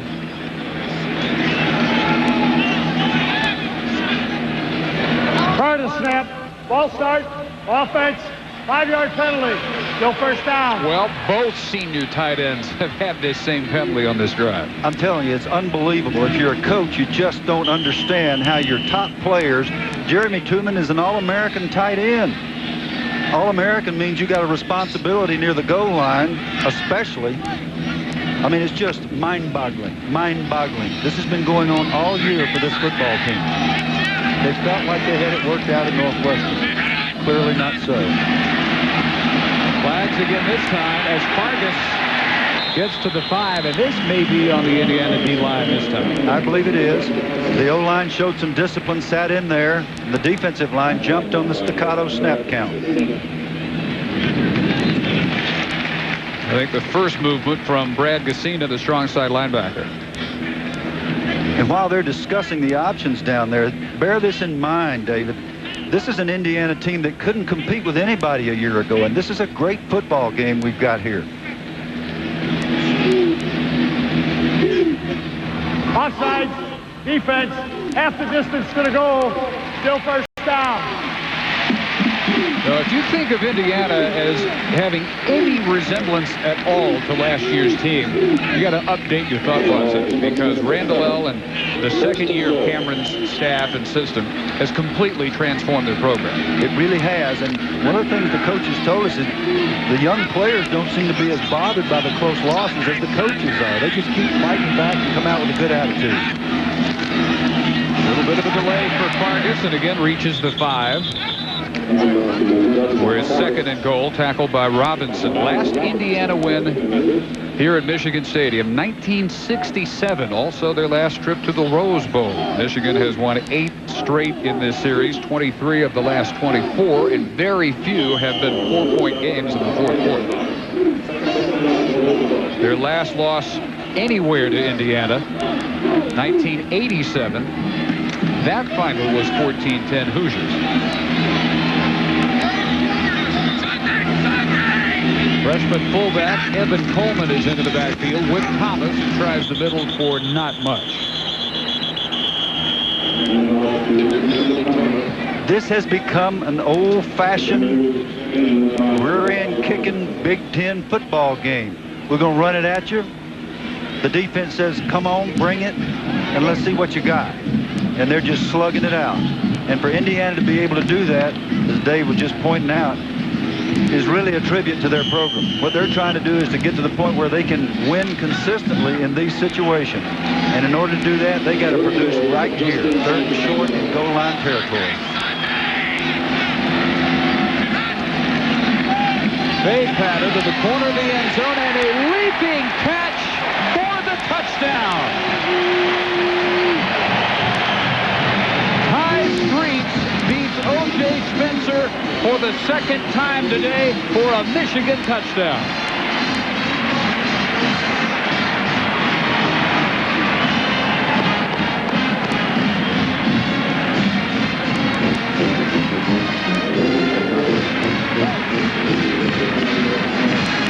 And on both Streets catches for almost the entire play, Spencer had good coverage.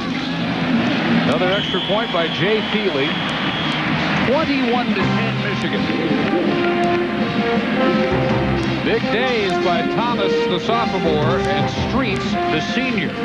Weather again today. Michigan 21-10. After the fade, perfectly thrown by Brady to the 6'4" Ty Streets. Streets with a 5-inch height advantage, taking advantage of the 5'11" O.J. Spencer, and now Hayden Epstein. First time today kicking into the wind, and it finally can be returned and will be. And it's Chris Gall, one of the up men for Indiana, who returns at 13 yards. We've had great weather. We've had great games, David. This is an old-fashioned type Michigan drive that goes 19 plays. That was Chris Singletary holding his arm as he exited the kick coverage play. A 19-play drive, 88 yards, 5 for 5 converting third downs. Brady on the drive, 6 of 6 for 44 yards, including his second touchdown connection of the day with Ty Streets. Well, we see Brady growing up before our very eyes. That may be the type drive, as this season wears on, where Michigan looks back and says that's where Tom Brady came of age as the starting Michigan quarterback. A couple of yards, if that, for Randall, who for the most part has been bottled up by Michigan along the corners. Rob Renis on that tackle.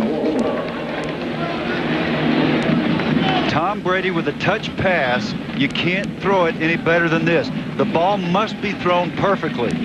This is something that quarterbacks and wide receivers work on for hours and hours and hours. The flip side, the route must be perfect. The defender is taken inside. You notice Street started inside shoulder, breaks it out to the perfectly thrown ball, cannot be defended. Jerry Rice couldn't do it any better.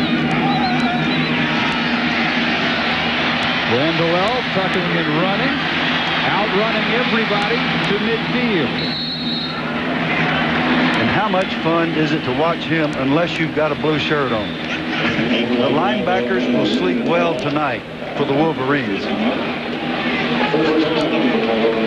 My old teammate Alec Hawkins said, gee, you got to have great perennial vision. Well, he's got perennial vision. He sees everything more than once a year and right out of bounds. He's also gotten smart about those collisions. 20-yard pickup, Randall at 71 yards on the ground today. And Frankie Franklin, who had a 59-yarder in the third quarter, his 9th carry, he's at 79 and counting. Jones and Swart combining for that tackle. Michigan defense, Jim Herman, nice call, a run-down blitz. First down at the 50-yard line. You bring your backers, you bring some secondary pressure, you fill every gap, no place to go. There's Jim, one of the real hard-nosed defensive coordinators. He's done a great job of holding this group together. They've won on defense the last 4 weeks.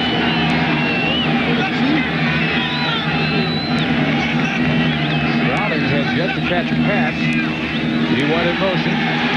Randall going deep in one-on-one coverage and overthrown.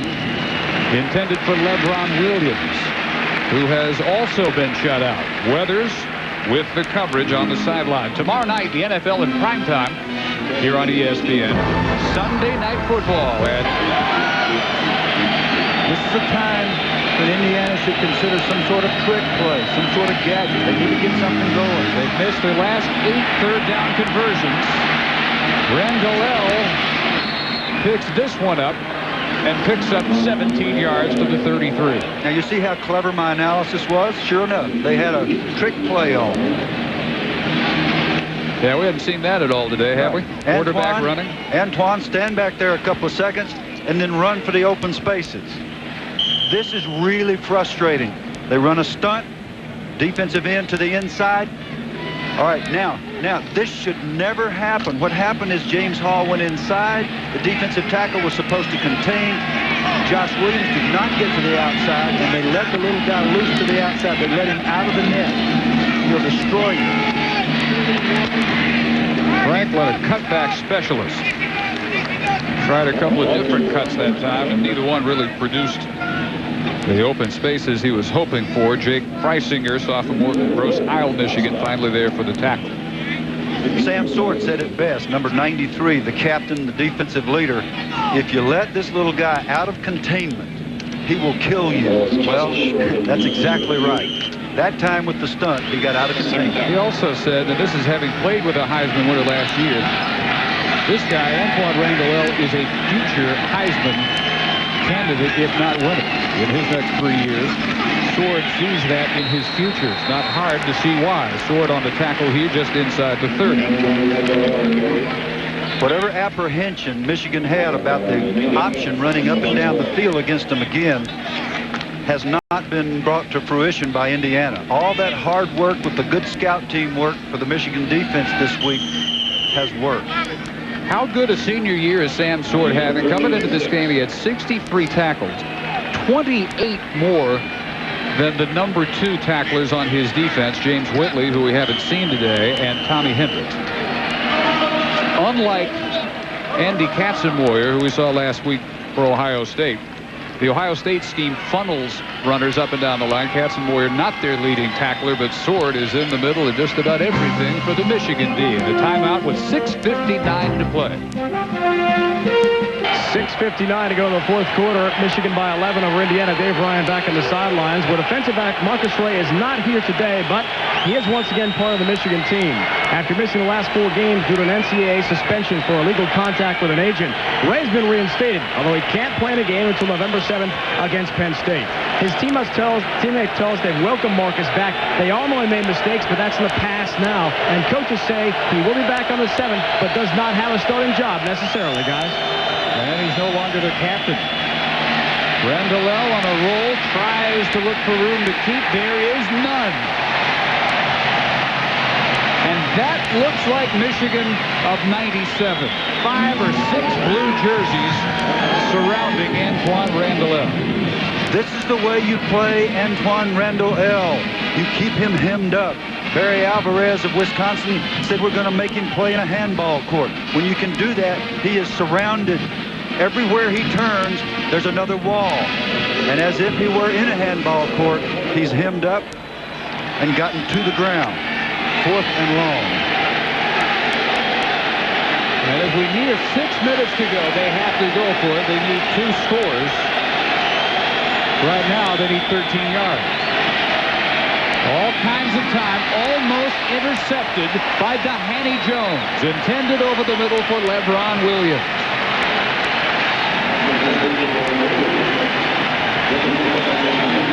Not the strongest part of Antoine's game. Drop back passing. He has a powerful arm. But as we continue to remind you, he is a freshman. He's got plenty of time here. Nice protection. He obviously doesn't believe that Dehaney Jones can jump quite so high. 6:05 remaining, and the upset hopes of the Hoosiers on the wane in Ann Arbor. Behind a good part of this day, but now in control with a little over 6 minutes to go. Indiana has only 2 more timeouts, and the Wolverines can think about running clock. They run Anthony Thomas on the left side, and Jabbar Robinson runs him down from middle linebacker.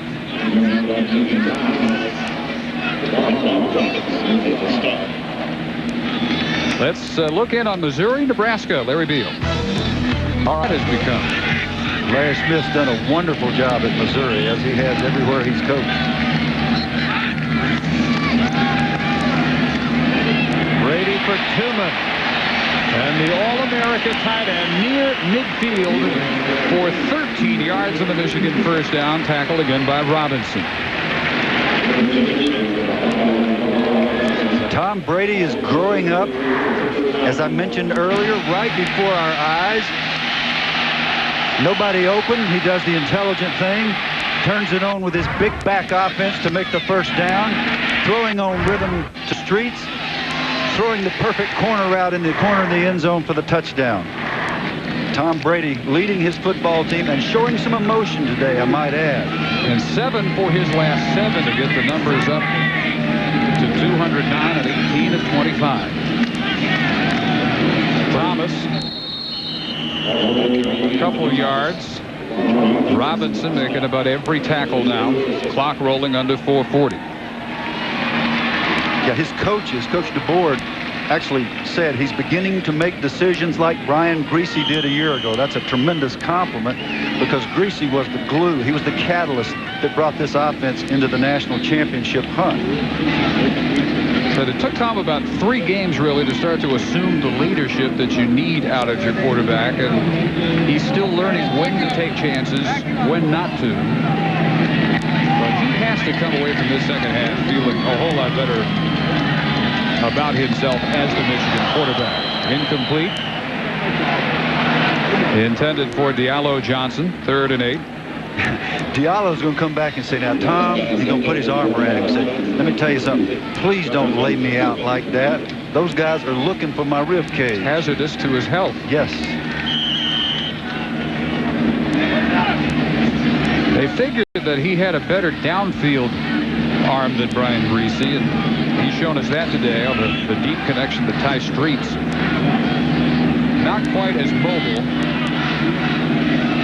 but a lot of the same attributes that Greasy had taken them to the national title last year. That one is batted down at the line of scrimmage. Yeah, don't tell Washington State that Greasy couldn't throw deep. In that Rose Bowl, he and Ty Streets hooked up on some deep balls that looked pretty good. That one tipped away by Ogunlea. So Vinson on the kick with exactly 4 minutes to go, and Darren Graham back at the 10 for Indiana.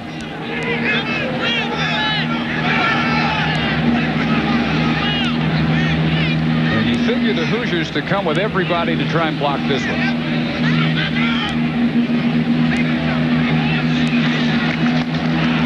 And they almost get it after a long count. Greg Yeldell close to blocking that punt. He already has 2 interceptions today. Wolverines down it at the 17. A 32-yarder by Vincent. 3:49 remaining. 2 timeouts remaining for Indiana, down 11. Well, tall order for Cam Cameron. The Hoosiers, they need 2 scores. They start from their own 18-yard line. They have 2 timeouts and 3:49 remaining. First catch of the day by Tyrone Browning. Out to the 21 for the Hoosiers' leading receivers. 32nd catch of the year. And coming up next, Larry Beal brings you all the scores and highlights on the Residents in College Game Day. Joining him will be Chris Kirklandly with live reports from Atlanta. Side of the Florida State-Georgia Tech game tonight, primetime on ESPN. Residents in College Game Day next. Randall buying time. Finally a heave. And incomplete, intended for LeBron Williams, who was hooked up one-on-one with Andre Weathers. Let's send it down to Dave Bryant.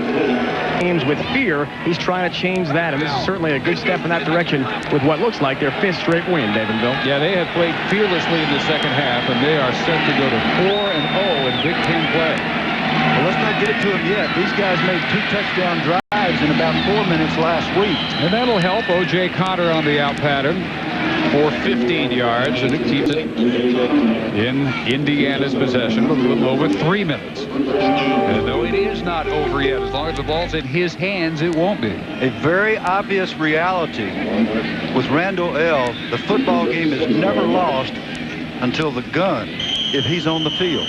He is such a threat in so many ways. He just gave himself about 10 seconds to throw the ball 2 plays previous, and then he gunned an outcut for a first down to get him another series. Under center this time with 3 wides. And stepping up to heave it over everybody, intended for Connor, in theory, at least. Fourth quarters have not been kind to Cam Cameron and the Hoosiers, who at 3-3 could very realistically have come into this game 6-0. They really could, and fourth quarters haven't been kind for a couple of reasons. First of all, they're not accustomed to being in games late with a Michigan or an Iowa. They responded well last week. They're actually responding pretty well right here. They're certainly not coming unglued. They certainly haven't been pushed around. Their strategy caved in a little bit when Michigan ran the ball so well, but they're still in it. Typical of youth, a team with only 5 seniors on the roster. Intercepted at the 42. Michigan, with Dwayne Patman getting his 3rd pick of the year, takes over with 2:56 to go. He's playing center field, and this is the fault of the wide receiver, LeBron Williams, number 5. Coach T.J. Wiest will have to get him straightened out on this. Patman is right there in the middle of the field, 11 yards deep, right where a free safety should be. He's backing up as a free safety should. Williams is supposed to continue to run. He simply stopped running. Randall L. can't believe it. His man's coming across. It's a nice completion on the dead run to a great athlete. And LeBron's young also. He just stopped running. That's experience. Next time he'll continue and he'll run through the catch. LeBron, high school running back, learning a new position at the college level. Fargas on the give from the new quarterback, Drew Henson, and Fargas carries a couple of Hoosiers for 12 yards. And let's check in on Ohio State Northwestern with Larry Beal. Ought to have to guard David Boston. He's a big leaguer. He is just flat out a big leaguer. He will be a great player in the National Football League. Drew Henson is going to be a big leaguer either in the NFL or the major leagues, according to every scout that's ever watched him play. There's a flag down as Henson motors and shows some of his speed. He's knocked out at the 31, but we'll check on the marker. The recruitment of Drew Henson in the state of Michigan, not unlike the recruitment of Peyton Manning at Tennessee. He has already been given a $2 million bonus and is on a 5-year contract in the Yankees minor league system. Yeah. Meanwhile, he is the most celebrated freshman quarterback maybe ever at the University of Michigan, and we're told he's about that good at basketball. Yeah, and Andre Weathers said, oh, he's just a regular guy. The only difference in him and the rest of us is $2 million. And Mark Campbell just made a blatant clip and then got up and held up his hands as if he were surprised. Clipping on the offense, 15-yard penalty, still first down. Not Mark's best day. He clipped well behind the line of scrimmage. Spoiled a nice drive that Drew Henson had going, because Drew Henson does have speed. He's a third baseman, by the way, in baseball. And apparently a great one. Well, the reason that they were so delighted to get him in a football uniform here, he's the #2 all-time passer in Michigan high school history at Brighton.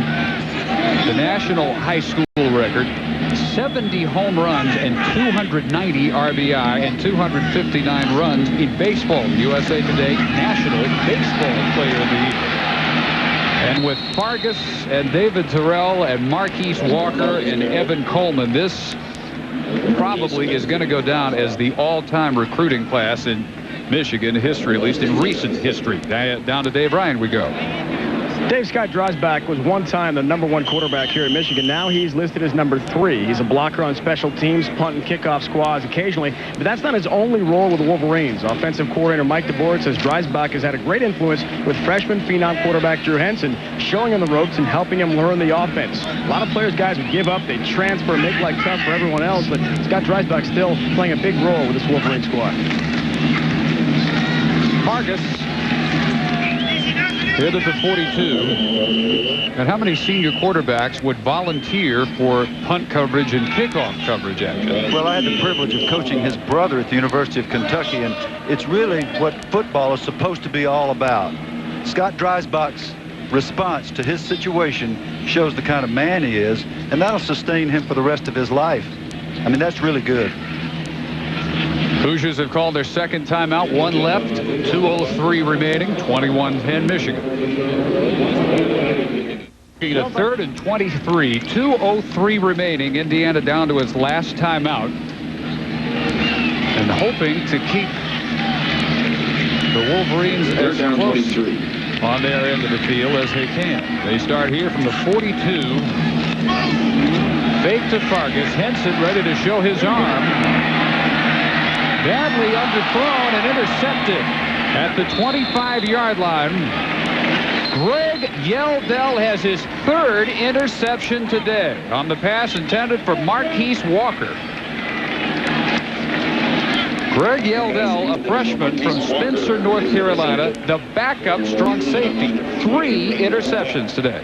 And big Wale Agunlia, not surprisingly, providing the pressure. Number 93. Coming off the ball. Deep 3rd coverage, 3 deep. Yeldell, the national record holder in the triple jump for high school from the state of North Carolina. Didn't have to jump very far for that one. Walker trying to adjust, and it looked for a split second as if he had pulled that one away from Yeldell. Couldn't get it. Quick toss, LeBron Williams. Up to his 40, a minute 46. That will stop the clock to move the chains. A gain of 12 yards. The tackle by Josh Williams. Updating Lincoln, Nebraska again. Larry Beal.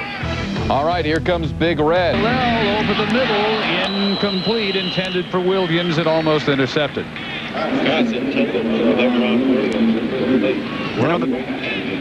On the previous play, we saw just a bit of LeBron Williams' talent, slipping tackles and his power.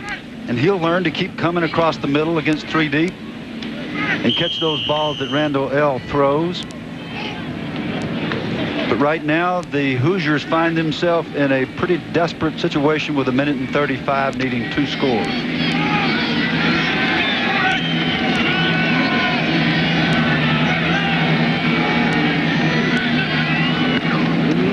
Randall L. quickly getting that one off as he was blitzed by Hall, and Williams slung down by William Peterson.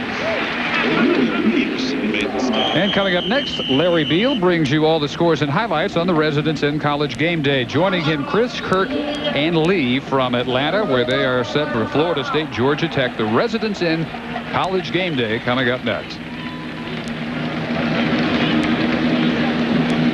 Final timeout for Cam Cameron with 1:21 for the Hoosiers. 3 interceptions, and Tom Brady, after a bit of a slow start, comes on strong in the second half and finishes 18 of 27 for 210 yards, 2 touchdowns, both to tie streets, and 1 interception. He was very uncertain in the first quarter, and then he just seemed to gradually gain confidence. I think that's good coaching. I think he was coached during this game. I think he learned during the game, and I think it was expressed in the point total. Here he is throwing the fine outcut. Only his receiver, Ty Streets, could have caught it. Good judgment here. Reading the field, getting on the ground, not taking the extra hit. Back to action.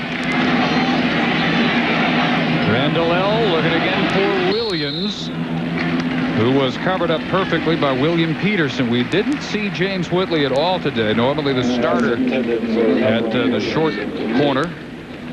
Like Peterson, a sophomore. Yeah, the way they play their corners, Weathers plays the field corner or the wide corner, and Peterson plays the boundary corner or the short corner. It does not refer to their height.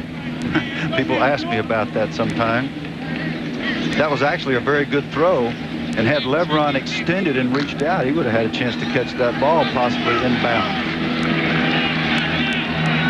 So last gasp time for Randall L. in Indiana. Randall L. spun down at the 40. Appropriately, the last tackle of Randall L. today is implied by Ian Gold, who could very well have been the Michigan player of the game. That was his 15th tackle unofficially. We have him for 15 first hits in this game. And yes, indeed, he could have been the MVP.